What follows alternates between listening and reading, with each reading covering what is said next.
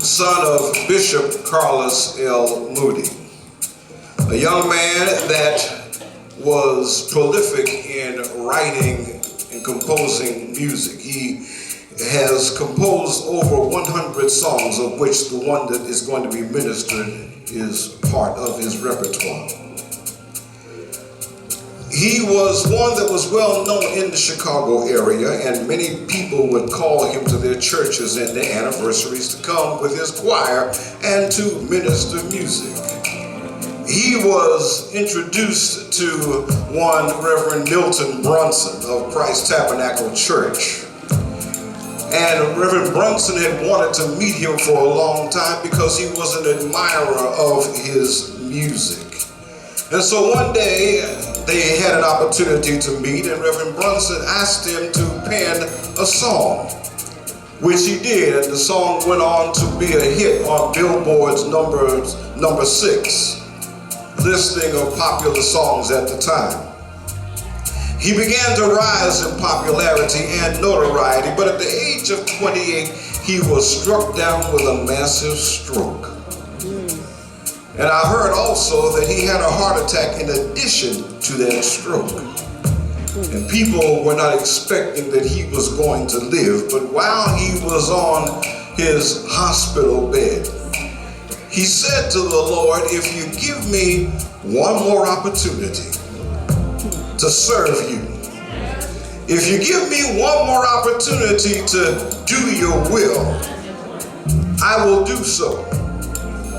So the Lord raised him up, and upon him leaving the hospital, he was met by one Reverend Milton Brunson, and Brunson asked him, Carlos, do you have a song for me?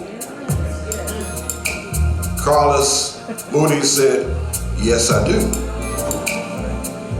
He said, well, what is it? He said, well, while I was on my hospital bed, I told the Lord, if you raise me up, I'll do your will with more fervor, with more passion, with more zeal, with more desire, with more drive. And I just wanted the Lord to know I'm available.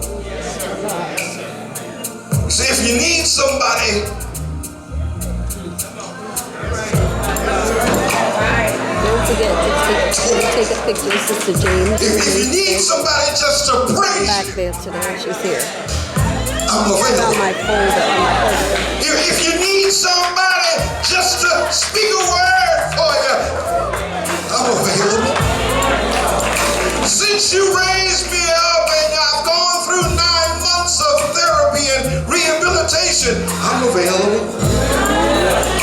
Use me, Lord, to do your will because I'm available. While I was meditating on that, and I told Sister Gloria and I don't like it, the thing that got me was this. Oftentimes we talk about being available to God, but then the Spirit of God spoke to me and shook me up real good. And he said to me, you know, that's not much to ask that you would be available to me. And then he said, can you ever think of a time that I was not available to you? He's always been there. Always been there. How much more should we be available to him? Lord, I'm available to you.